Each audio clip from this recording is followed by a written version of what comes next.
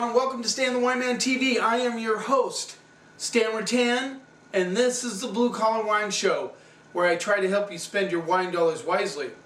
I also try and help you to expand your palate horizons, and that's what we're going to do today. We're going to do white wines. I know it's December, but how many of you, raise your hand, drink white wines year-round?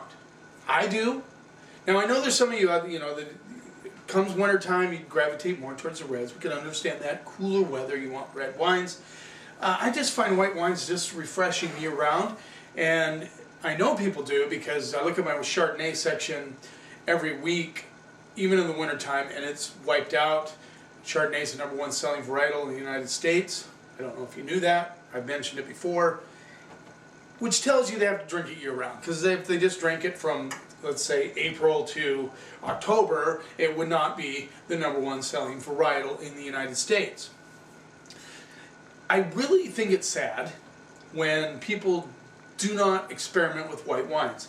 They feel maybe they don't drink white wines because they're kind of boring, and that's because, most of us, not all of us, but a lot of us shop in a grocery store. You go in a grocery store, what do you find? You find Sauvignon Blanc, Chardonnay, Pinot Grigio, you find, white blends, Rieslings, that's what you're exposed to most of the time. Those are your choices. You might go in a bottle shop every once in a while. Hopefully, if you're living in Bellingham, you check out my buddy Ted Seifert and Jones wine shop up there. But those are the wine shops where you'll find more variety of white wines.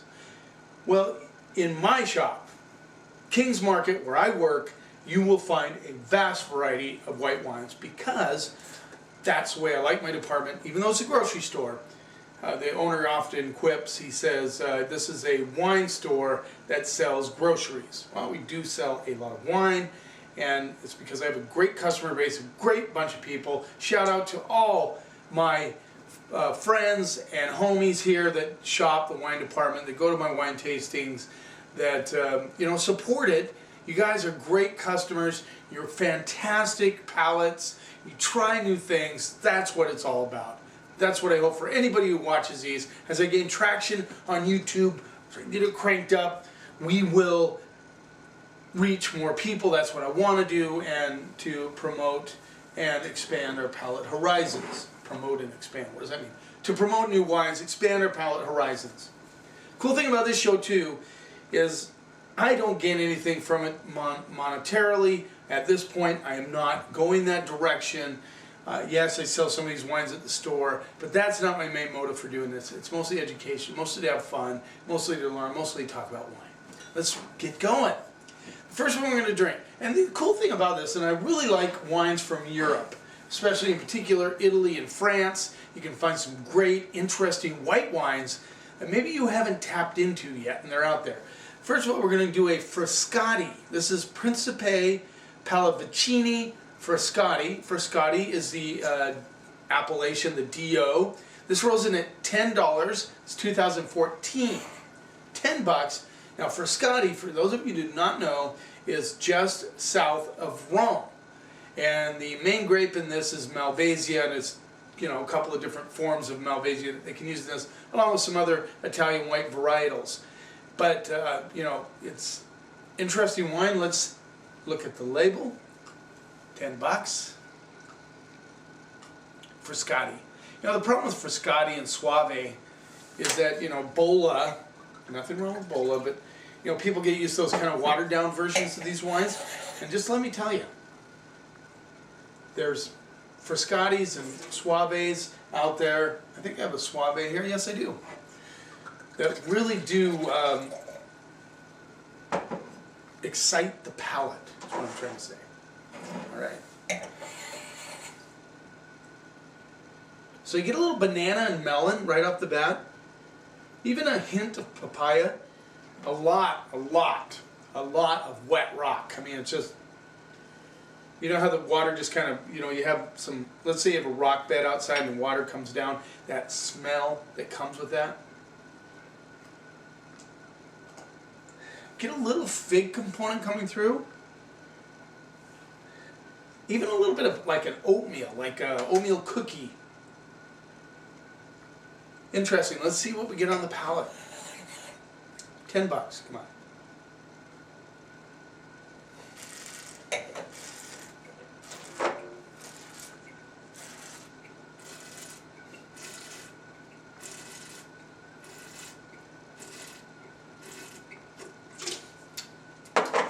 That fig component comes through on the palate.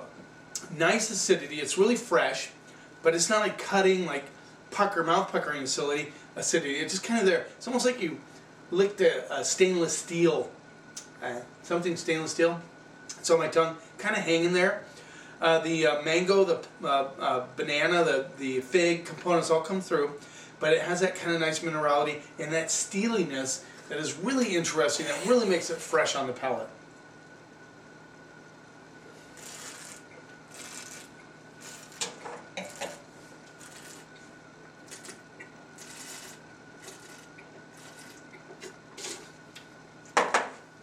I know a lot of you are going to be having oysters this holiday season. You might do some oysters, have a little party coming up, Christmas, New Year's. This would be beautiful. I mean, beautiful with those things. Shrimp, clams, if you're doing any of that sort of seafood thing, this is a beauty. Nice and clean, a little bit of slaty steeliness coming through, a little bit of lemon. I like the little lemon action on the back side. Really like this wine a lot. I'm going to go B+. $10. Are you serious? What a great wine for $10. Let's move on. This is Latium Morini Soave, and this all this stuff on the back. This rolls in at $17. Soave, of course, is in the Veneto, up in the northeast side of Italy, and Garganega is the main grape used in this wine, and rolls in at $17. I'm sure you can get it for less. I see a little thing on the back. I always like the salesman, $9.09 if you buy 2 cases, which translates into $12.99 for you guys. So,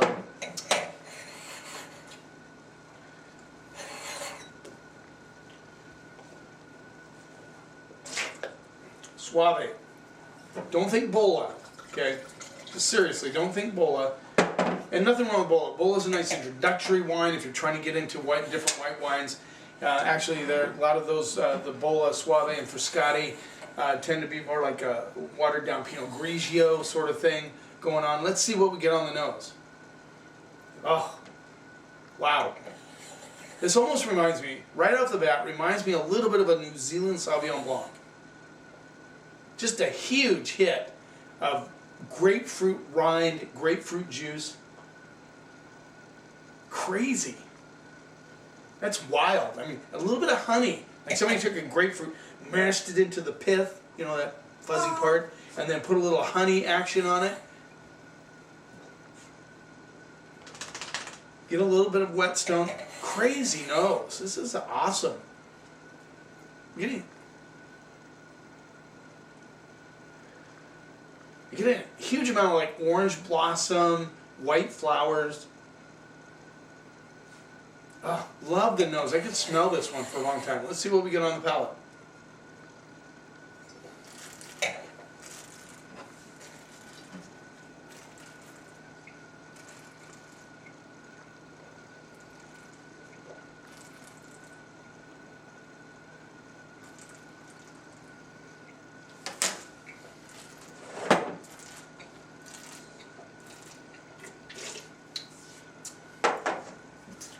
I can see a lot of people digging this wine quite a bit, even if it's $17. I mean, if you got it for around 13, that'd be a great deal, somewhere in between. But man, just a beautiful lemon lime, kind of slavey, grapefruit pith thing going on.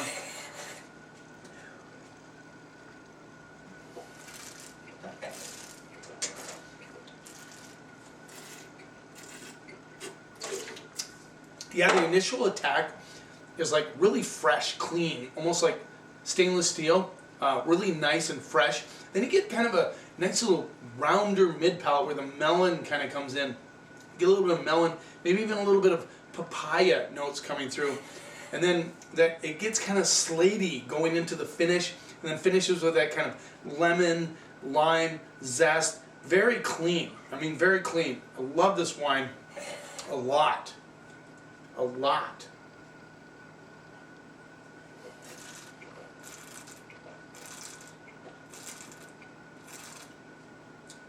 Yeah, kind of the orange blossom, sort of honey, just slight, right on the back of the mid palate. I'm gonna have to go A- on that. I just think that's a great bottle of wine. I'm hedging towards an A. I'm gonna go A- on that. I just think for 17 bucks, what a beautiful wine. And once again, if you're sitting around cooking a meal and you want a glass of white wine, this is a beauty. If you're having oysters, shrimp, you know, if you're having a chicken with cream sauce on it, or you know, a little bit of this Scull fowl has a creamy enough mid palate to do that. Love that wine. A-. Let's move on. Mont Petit Piton Côtes Catalanes. This is 2013, and done in 100% stainless steel, and the grapes are grown in a slate soil. And this is Catalanes is a Alan, I'm sure you're going to correct me on how I said that. Is in the Roussan area in southeast France, here down south in the Languedoc, Roussan area. This is the Roussillon area, Catalanes. Okay. Oh, and this says on the, let's see, 50% Macabeo, 25% Grenache Blanc, and 25% Gris. There you go. Oop. Myself a little rinse. 10 bucks. Okay. $10.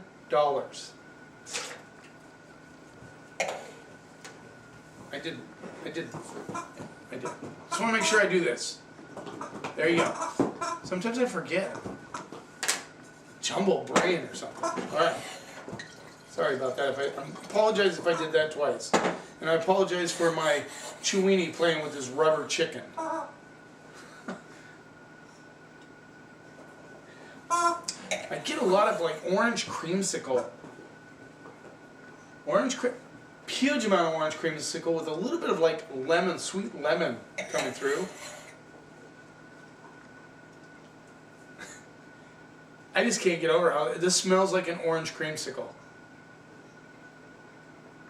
Maybe a little bit of white flowers and wet rock, but just it's like, you know, you purified a little creamsicle and smelled it. I love creamsicles, by the way. All right, let's see what we get on the palate.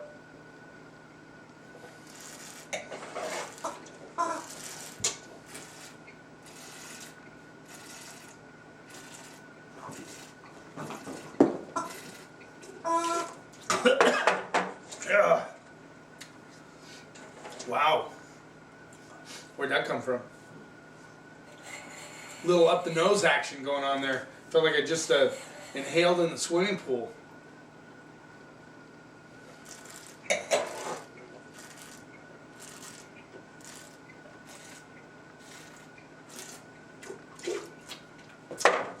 This is wild. What a fun tasting. I mean, all really interesting wines, maybe wines you wouldn't seek out in the store. This is like, it has that creamsicle thing going on without being sweet. It's like, took some creamsicles, crunched a little bit of rocks up, a little bit of white flowers. You get that kind of minerality, good acid, but not like, again, very well integrated into this wine. $10.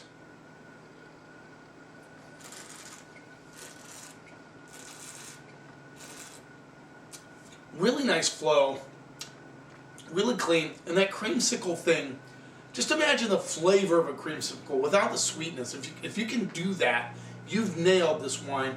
A little bit of rock, like wet rock on the backside, really nice. I mean, that just the integration of acid and fruit and all that, and the flowers and the minerality. This is an exciting wine. This is a wine I could drink every day. $10. Now, for you Pinot Grigio drinkers, you might want to switch to something like this because it's a beauty.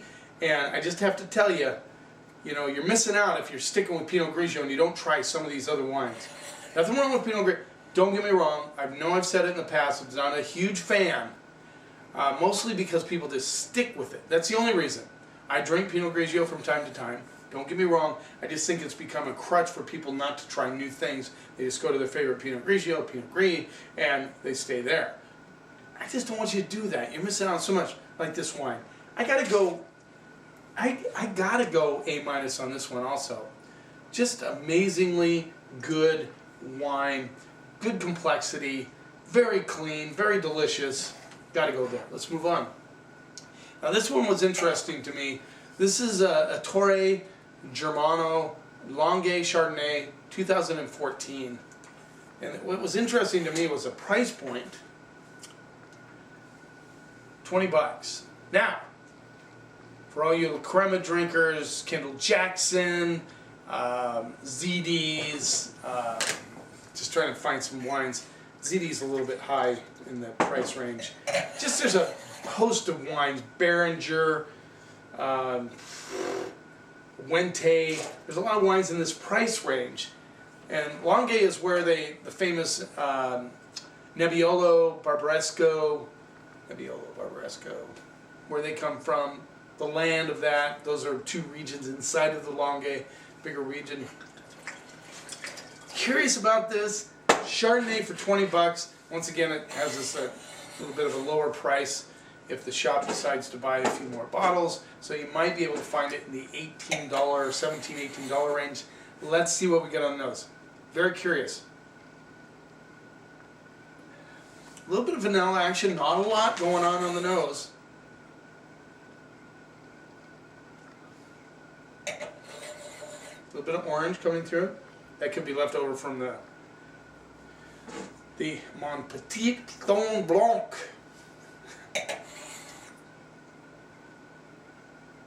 Get a little bit of oatmeal action on this one too, which is kind of curious. Like oranges and oatmeal. Very close though. Very close. Very challenged. Let's see what we get on the palate.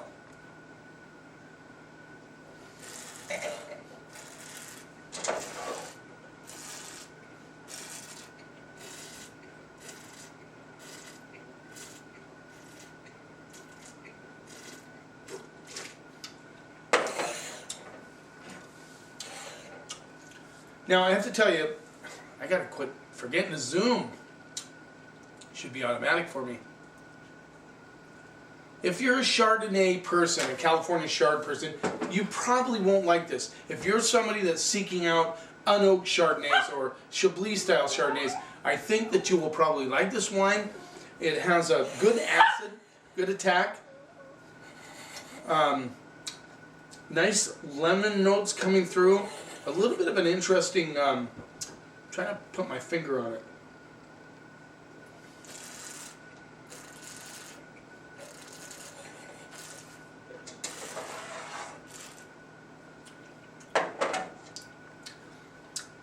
It's like you took a bite of apple and then squirted some lemon juice in your mouth, sloshed it around a bit, and then you licked on a stainless steel, something real steely, you just kind of did that. All of these wines have that real stainless steel action, which I like, very clean.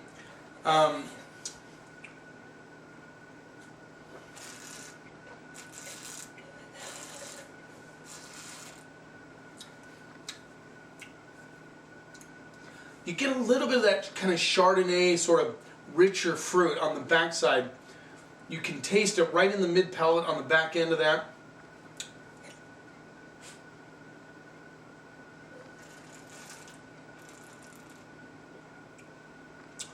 I don't know. We just tasted 3 really fantastic wines, 17 and under, 2 for $10 that were killer. At $20, I think you're pressing it a little bit on this one. I think you're you have to be expecting a different style with this wine. I think it's well built. I think it's well made. Don't get me wrong. I'm going to go B+ on this wine. I think it's a way above average. It's very good. Just be careful if you're a Chardonnay drinker and you're saying, well, I want to try an Italian Chardonnay. Well, think unoaked, think clean, think crisp, think apples, think lemon, and you'll be okay with that. I even get a touch of grassiness with that. But you know, it's $19. You might be able to find it for less. But you know, these are I would definitely recommend these. I'd recommend all 4, but if you're going for a really interesting white, go the Piton Blanc, go the Soave, go the Frascati. Great deals. Thanks for watching. And if you keep watching, How? Oh, before I finish up, I had a question. I want an answer. How many of you, what do you think Seattle Seahawks' final record will be at the end of the season? Do you think they're going to make it in the playoffs? Do you think they're going to make it deep in the playoffs? Make a comment below here on YouTube, on Facebook, whatever you want to do. Let me know what you think. I'm very curious. You keep watching, and I'll keep helping you spend your wine dollars wisely.